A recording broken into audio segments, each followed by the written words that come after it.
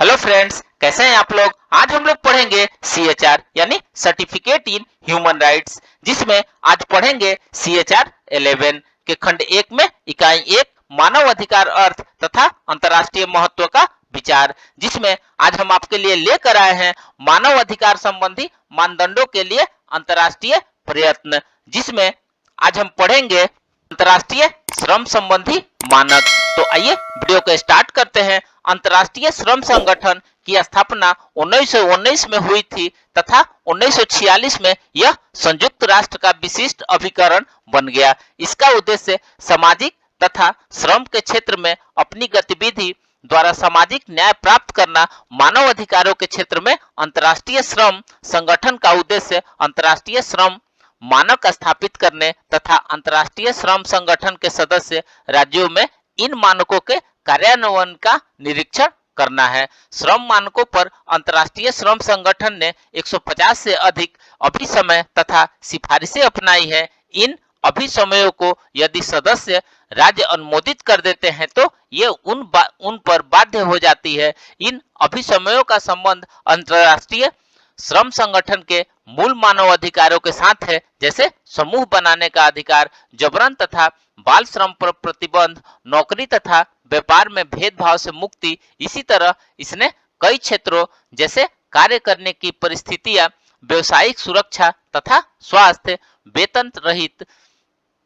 वेतन सहित छुट्टियां तथा सामाजिक सुरक्षा, औद्योगिक संबंध, राजनीति, रोजगार नीति तथा व्यवसायिक दिशा निर्देश पर भी कई तरह के मानक स्थापित किए गए हैं। इनमें से विशेष समूहों जैसे स्त्रियों, अप्रवासी मूल निवासी तथा जनजातीय समूहों के लिए विशेष प्रावधान किए गए हैं। आइए नेक्स्ट देखते हैं लीग ऑफ नेशंस के अंतर्गत अल्पसंख्यकों की सुरक्षा। सन 1919 की शांति के संधि के अनुसार लीग ऑफ नेशंस को पूर्वी यूरोप तथा बाल्कान राज्यों में अल्पसंख्यक संधियों में अल्पसंख्यकों की सुरक्षा संबंधी प्रावधान किए गए थे।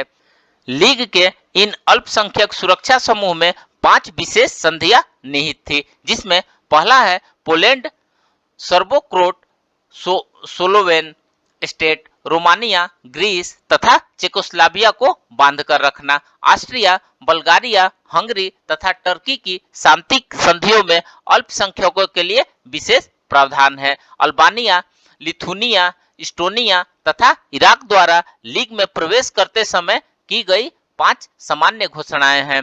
आयरलैंड द्वीप समूह तथा के बारे में फिनलैंड द्वारा की गई विशेष घोषणा तथा डेजिंग, अपर सिलिसिया तथा मैमल से संबंधित संधियां। उपरोक्त संधियों से संबंधित विभिन्न देशों द्वारा किए गए वादों के लिए लीग ने एक गारंटीकर्ता के रूप में कार्य करना स्वीकार किया। इस कार्य को निभाने के लिए इसने अल्पसंख्यकों द्वारा उनके अधिकार के उल्लंघन की शिकायत से निपटने के लिए एक पद्धति बनाई गई।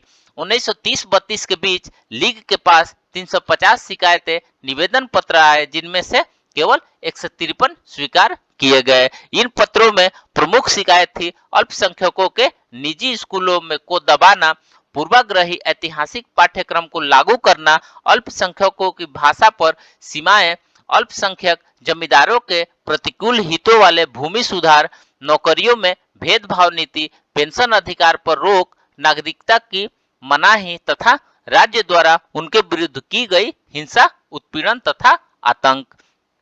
इन शिकायतों के विरुद्ध लीग द्वारा की गई कार्रवाई काफी प्रभावशाली तथा अपने समय से काफी आगे की थी।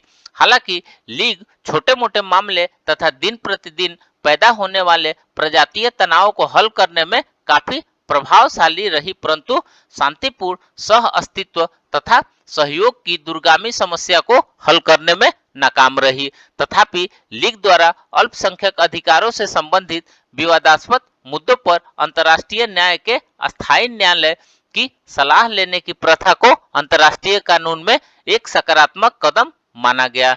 इस संदर्भ में अंतर्राष्ट्रीय न्याय के अस्थायी न्यायालय द्वारा minority schools of Albania case 1935 में दिया गया फैसला काफी महत्वपूर्ण माना जाता है।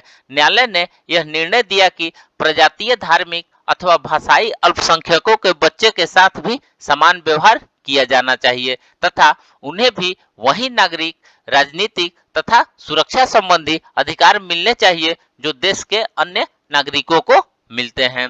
आइए नेक्स्ट देखते हैं संयुक्त राष्ट्र और मानवाधिकार।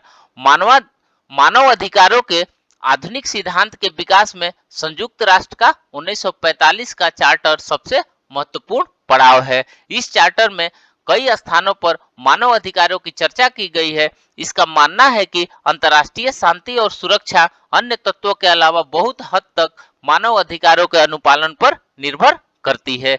इसकी प्रस्तावना में यह कहा गया है कि संयुक्त राष्ट्र के लोग, सभी पुरुष, स्त्रियों तथा सभी छोटे एवं बड़े राष्ट्रों के मूलभूत मानव अधिकारों में विश्वास की पुनः पुष्टि की अभिव्यक्ति करते हैं। संयुक्त राष्ट्र के 4 प्रमुख उद्देश्यों में से एक है सभी के लिए जाति, लिंग, भाषा अथवा धर्म का भेदभाव किए बिना मानव अधिकार की स्वतंत्रताओं को प्रोत्साहित करना। चार्टर के अनुच्छेद 55 तथा 56 के अंतर्गत संयुक्त राष्ट्र के सदस्य साथ मिलकर संयुक्त रूप से अथवा अलग अलग इस उद्देश्य को प्राप्त करने के लिए कटिबद्ध है। क्योंकि समय की कमी तथा राज्यों के बीच सर्वसहमति न होने के कारण मानव अधिकारों को चार्टर के अंतर्गत परिभाषित नहीं किया गया, अतः इसकी व्याख्या का कार्य आम सभा पर छोड़ दिया गया। आम सभा ने यह कार्य पूरा करके 1948 में मानव अधिकारों पर सार्वभौमिक घोषणा को स्वीकृति दी, जिसमें नागरिक, राजनीतिक तथा आर्थिक, सामाजिक, सांस्कृतिक दोनों श्रेणियों के अधिकार निहित किए गए। कालांतर में इन्हें ठोस रूप देने के लिए आम सभा ने कई अभिसमय, प्रतिज्ञा पत्र तथा घोषणाएं अपनाई तथा यह प्रक्रिया अभी भी चल रही है। तो फ्रेंड्स, इस प्रकार से आज हमने मानव अधिकार अर्थ तथा अंतर्राष्ट्रीय महत्व के विचार में मानव अधिकार संबंधी मानदंडों के लिए अंतर्राष्ट्रीय प्रयत्न के बारे में पढ़ा। तो मिलते हैं एक नए वीडियो के साथ में, तब तक से हमारे चैनल पे बने रहिए। धन्यवाद।